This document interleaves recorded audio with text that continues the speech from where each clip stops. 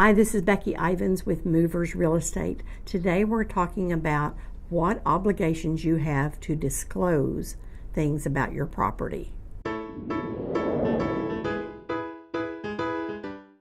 Okay, so what are you obligated to disclose?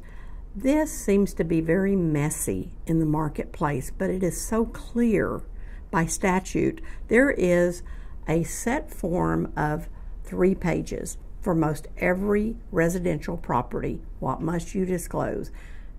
You just answer the questions on the list. You answer whether or not things are in proper working order or whether they actually exist on the property. So if you have a swimming pool, you need to say it's in working order, or no, we don't even have a swimming pool, so you just answer you don't have one.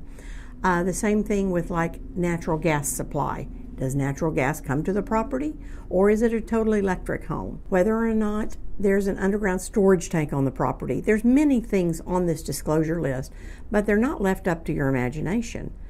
It's a defined list of things that are required by the state that you disclose as the seller of a residential property. Now, in addition to that, there's also a different disclosure for properties built 1977 and before.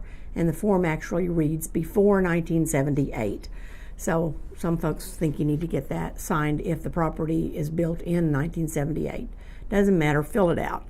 It's a federal requirement. It's required actually by 3 different agencies. It's required by HUD to fill that out. It's required by our state. It's required by EPA that the lead-based paint disclosure be filled out. And that's real simple. Either it's got lead-based paint and you know it, or you're not aware of it having lead-based paint. Have you ever had it tested? Well, if you've never had it tested, you have no records to hand anybody. Everybody has to sign this form, including the realtors involved, the buyers, and the sellers of the property. As a qualified real estate professional, I like to go over the disclosure forms with my seller as the seller fills these out. Ask the question, and sometimes they'll have a question mark on their face, so I want more information about that.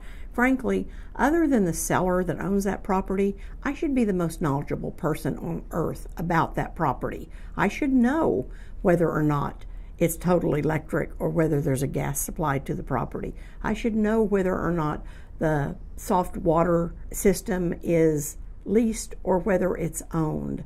I should know whether or not that property has any easements on it other than the utility easements. There's lots of things to know about the property.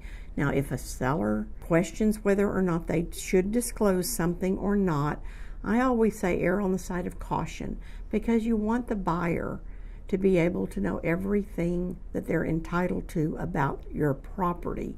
And if the buyer isn't going to buy the property because there's been water in the heating and air conditioning ducts, then don't sell the property to that buyer. Let's sell it to a buyer that knows you've corrected the situation and they're not afraid to buy your home. So thanks for listening to the video blog.